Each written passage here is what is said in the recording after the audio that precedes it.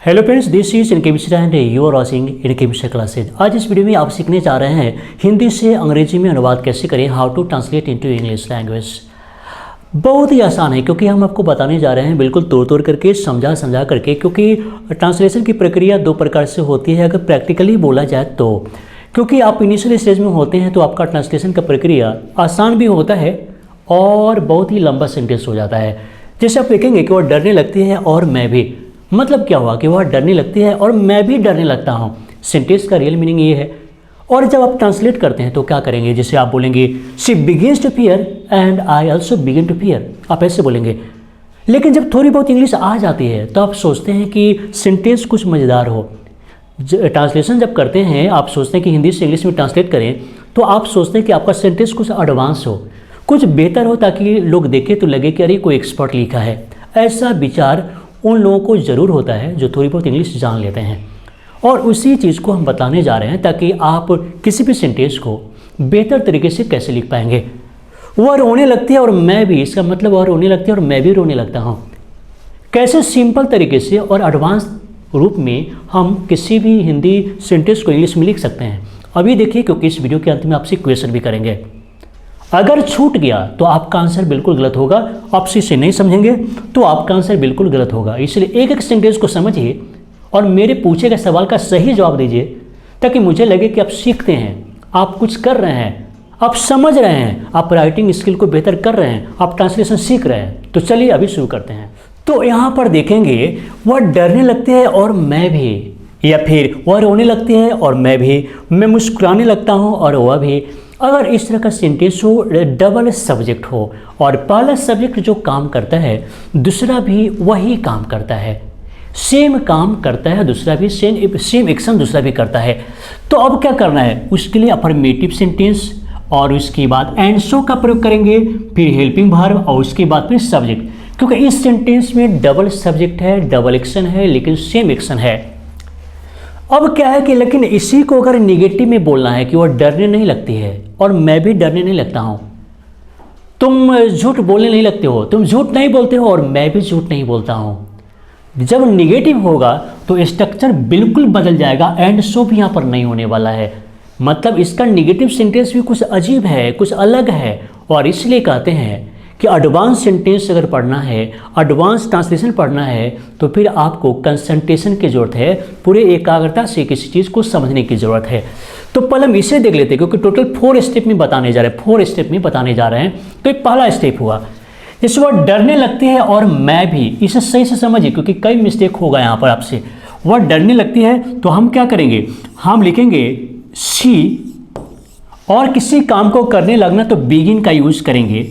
तो she begins to fear, she begins to fear, वह डरने लगती है, सिंपल है। अब क्या करना है कि एंड सो लिखेंगे, एंड सो, और उसके बाद हेल्पिंग वर्ब कौन सा होगा। हेल्पिंग वर्ब लिखते समय आपको दिमाग में रखना है कि पहला सेंटेंस क्या है, तो प्रेजेंट इंडेफिनिट का सेंटेंस है और इसमें डू डज का प्रयोग होगा। तो हम क्या करेंगे, वह डरने लगती है और मैं भी, तो क्या करेंगे एंड सो डू आई। क्यों, क्योंकि आई में डू डज में अगर सिलेक्शन करना हो तो क्या होगा, डू होगा। तो she begins to fear and so do I, helping verb को दिमाग में रखना है। उसके बाद वह रोने लगती है और मैं भी, तो फिर हम क्या करेंगे, वह रोने लगती है, she begins to weep, she begins to weep, वह रोने लगती है। उसके बाद क्या है, और मैं भी रोने लगता हूँ, का मतलब है हम लिखेंगे एंड सो, और प्रेजेंट इंडेफिनिट का यह भी सेंटेंस है, यह भी सेंटेंस क्या है, प्रेजेंट इंडेफिनिट का है। हेल्पिंग वर्ब क्या होगा, डू डज होगा। तो हम क्या करेंगे, हम लिखेंगे डू आई, और सब में ऐसा हो ऐसा बात नहीं, ध्यान देना है। मैं मुस्कुराने लगता हूं और वह भी, तो हम क्या करेंगे, I begin to smile, I begin to smile, मैं मुस्कुराने लगता हूं। अब क्या है कि सब्जेक्ट यहां पर बदला हुआ है, तो क्या होगा, हम लिखेंगे एंड सो, और सी में मान लीजिए सी लिखना है तो क्या होगा, डज का प्रयोग होगा। तो and so does she, and so does she, मतलब सी के अनुसार हम यहाँ पर डज का प्रयोग करेंगे। तो हेल्पिंग वर्ब को लिखते समय ध्यान रखना होगा। सेम सेंटेंस को देखते हैं, मतलब सेम रूल अप्लाई करके देखते हैं, लेकिन यहाँ पर हेल्पिंग वर्ब का यूज शुरू में करना होगा। कैसे? जैसे वह रोने लगी, एक तो पास्ट में चला गया, वह रोने लगी और मैं भी, वह बहुत गरीब है। अब हेल्पिंग वर्ब का भी यूज करेंगे, कैसे देख लेते हैं। तो वह रोने लगी, तो हम क्या करेंगे, हम लिखेंगे शी बिगेन टू वीप, वह रोने लगी। अब इतना याद रखेंगे, किसी काम को करने लगा तो बिगेन टू याद रखेंगे, शी बिगेन टू वीप। और मैं भी, तो हम एंड सो याद रखेंगे, एंड सो। और उसके बाद पास्ट इंडिफिनिट का सेंटेंस है तो डिड का प्रयोग होगा, डिड का। तो हम क्या करेंगे, एंड सो डिड आई, वह रोने लगी और मैं भी। अब देख लेते हैं यहाँ पर, वह बहुत गरीब है और मैं भी, वह बहुत गरीब है और मैं भी बहुत गरीब हूँ। कैसे होगा, हम लिख सकते हैं ही इज वेरी पुअर, वह बहुत गरीब है और मैं भी। तो एंड सो को हम याद रखेंगे यहाँ पर, तो एंड सो और एम आई, क्योंकि यहाँ पर हेल्पिंग वर्ब का यूज हो रहा है। ये सेंटेंस टेंस का नहीं है बल्कि हेल्पिंग वर्ब का यूज है, वर्ब टू बी है, तो आई के साथ में क्या होगा, एम होगा, यही याद रखना है। लेकिन यहाँ पर लास्ट वाले सेंटेंस में कौन सा हेल्पिंग वर्ब होगा, इसे जानने के लिए पहले वाले सेंटेंस को समझना जरूरी है। पहले वाले सेंटेंस में जब ईज आर एम का प्रयोग हुआ है तो सेकंड वाले में भी क्या होगा, ईज आर एम ही होगा। तुम झूठ बोलते हो और तुम्हारा भाई भी। अब फिर यहाँ पर प्रेजेंट इंडिफिनिट का सेंटेंस है कि तुम झूठ बोलते हो, तो फिर क्या होगा, तुम झूठ बोलते हो और तुम्हारा भाई भी। तो हम क्या करेंगे, हम लिखेंगे यू टेल अ लाई, तुम झूठ बोलते हो, एंड सो और तुम्हारा भाई, तो क्या होगा, थर्ड पर्सन का सिंगुलर नंबर है तो डज का प्रयोग होगा। तो सो डज योर ब्रदर, तुम झूठ बोलते हो और तुम्हारा भाई भी, you tell a lie and so does your brother. तो जैसा कि आपको पता थे कि अननेगेटिव बनाने में इसका रूल बिल्कुल बदल जाएगा। कैसे देख लेते हैं।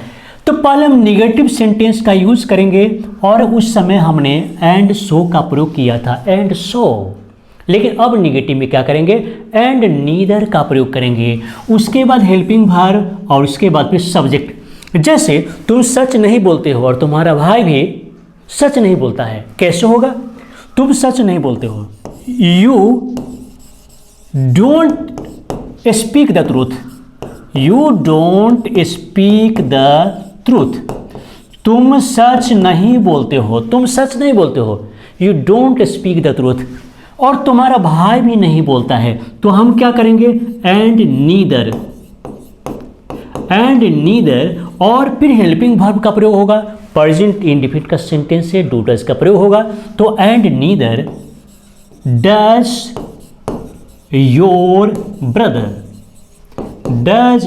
ब्रदर, तुम सच नहीं बोलते हो और तुम्हारा भाई भी नहीं, you do not speak the truth and neither does your brother. कितना एडवांस है। अगर इस तरह का सेंटेंस आप लिखेंगे इसी स्तर का, तो आपका राइटिंग स्किल बेहतर हो जाएगा। उसके बाद तुम ईमानदार नहीं हो और तुम्हारा भाई भी नहीं, तो हम क्या करेंगे, हम लिखेंगे यू आर नॉट ऑनेस्ट, तुम ईमानदार नहीं हो और तुम्हारा भाई भी नहीं। तो क्या करेंगे, हम एंड नीदर का प्रयोग करेंगे, एंड नीदर और इसमें इज आर एम का यूज होगा। तो थर्ड पर्सन का सिंगुलर नंबर है भाई, तुम्हारा दोस्त, तो and neither is your friend का मतलब तुम ईमानदार नहीं हो और तुम्हारा दोस्त भी नहीं। उसके बाद वह गीत नहीं गाती है और उसकी बहन भी नहीं। कैसे होगा, प्रेजेंट इंडिफिनिट का सेंटेंस है, वह गीत नहीं गाती है, तो हम क्या करेंगे, she doesn't sing a song. उसके बाद एंड नीदर का प्रयोग करेंगे, एंड नीदर और उसके बाद उसकी बहन भी नहीं गाती है, तो एंड नीदर और does her sister, her sister, does her sister, कैसे होगा? She doesn't sing a song and neither does her sister, वह गाना नहीं गाती है और उसकी बहन भी नहीं। इस तरह का सेंटेंस हम चाहें तो मॉडल में भी यूज़ कर सकते हैं। कैसे मॉडल में भी बना सकते हैं? जैसे मैं उसे गाली नहीं दे सकता हूँ और तुम भी नहीं। चलिए देख लेते हैं मॉडल में कैसे होगा। मैं उसे गाली नहीं दे सकता हूँ तो हम क्या करेंगे? I can't abuse him, I can't abuse him. और क्या याद रखना है? एंड नीदर, निगेटिव में तो हम क्या करेंगे? एंड नीदर, एंड नीदर, और तुम भी नहीं तो कैन यू, कैन यू। अब यहाँ पर कांट नहीं करेंगे क्योंकि नीदर का प्रयोग हो चुका है, तो I can't abuse him and neither can you. मैं उसे गाली नहीं दे सकता हूँ और तुम भी नहीं दे सकते हो। तुम यहाँ से नहीं जा सकते हो और रोहन भी नहीं। गुस्सा करके किसी को बोल रहे कि भाई तुम यहाँ से नहीं जा सकते हो और तुम्हारा भाई भी नहीं, चाहे रोहन भी नहीं, तो कैसे होगा? तुम यहाँ से नहीं जा सकते हो तो you can't go from here, you can't go from here. और यहाँ पर क्या लिखेंगे? एंड नीदर, एंड नीदर,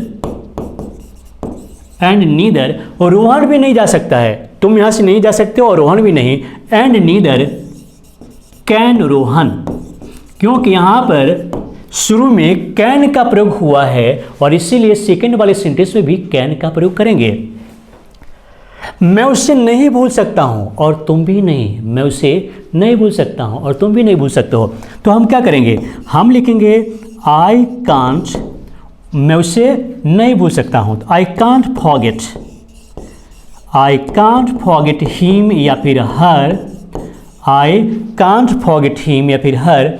और फिर एंड नीदर का प्रयोग करेंगे। एंड नीदर, एंड नीदर, तुम भी नहीं भूल सकते हो तो फिर कैन का प्रयोग होगा। And neither can you.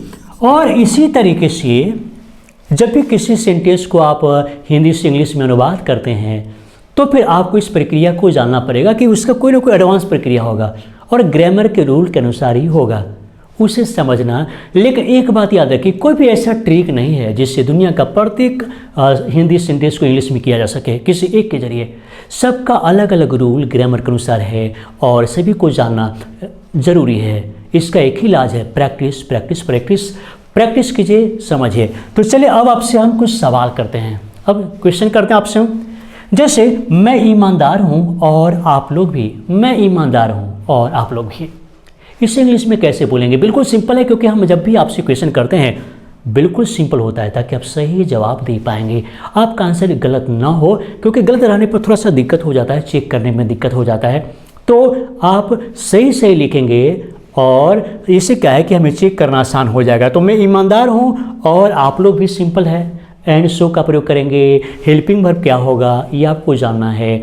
और अगर आपका बेसिक जीरो है, बिल्कुल हमारे यहाँ पर न्यू सब्सक्राइबर हैं, बेसिक जीरो है, सीखना चाहते हैं, शुरू से सीखना चाहते हैं, तो एप्लीकेशन है इनकी मिश्रा क्लासेज प्ले स्टोर पर, वहाँ से आप इंस्टॉल कीजिए और मात्र 499 में 1 ईयर के लिए हमसे जुड़िए। और 28 यानी कि 200 स्ट्रक्चर्स है, तो 200 स्ट्रक्चर्स पर कमांड कीजिए, काफ़ी है। अगर मान लीजिए शुरुआती दौर में 200 स्ट्रक्चर्स पर कमांड कर लेते हैं तो मुझे लगता है कि बहुत है, तो वहाँ से परचेज कर लीजिए और कम टाइम में आप उसे कंप्लीट भी कर सकते हैं।